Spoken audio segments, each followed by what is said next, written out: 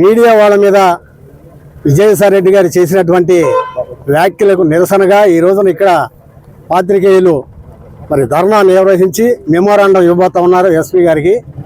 దానికి మద్దతుగా మేము AITC all India trade union కాంగ్రెస్గా సిపిఐ పార్టీగా ఇక్కడికి వచ్చి ఉన్నాం. ఈ రోజుల్లో మీడియా అంటే ప్రజలందరికీ రాజకీయంగానే కాదు అన్ని విధాలా ఎంతో ఉపయోగకరంగా ఉంటుంది.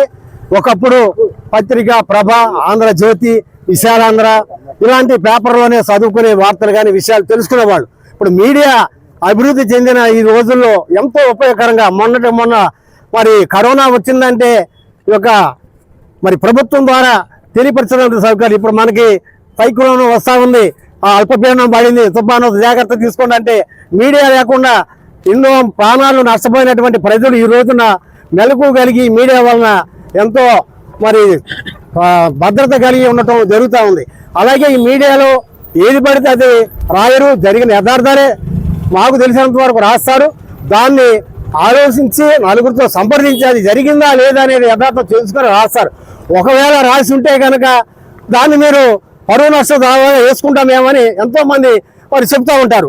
మరి విచారించే వేశారో లేదో తెలియదు, కానీ ఇది వ్యక్తిగత సంబంధమై ఉన్నటువంటి ఇది. మరి ఆయన అంత పెద్ద వయసు, నా వయసే, నాకు 68 సంవత్సరాలు, రిటైర్ అయ్యి 8 ఏళ్ళు అయింది.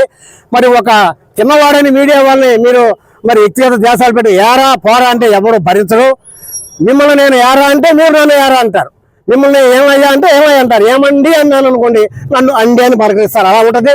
మరి అంత పెద్దవాళ్ళు మిమ్మల్ని మీరు మాట్లాడిన మాట ఎదురు ప్రశ్నిస్తే మీరు ఎంత చిన్నతనం పుచ్చుకుంటారు అనేది మీరు అర్థం చేసుకోవాలా. మరి ఏదో మీడియా కూడా ఇష్టం వచ్చాడు రాయరు. దూడ ఏనిందంటే దూడని దొడ్లో కట్టేయండి అనే సామెతగా వాళ్ళు కూడా మరి ఎంక్వైరీ చేసే రాస్తారు. దాన్ని అలాంటి ఏమైనా కూడా మీడియా వాళ్ళు సరి చేసుకోవాలని కూడా మేము నిలవేస్తున్నాం.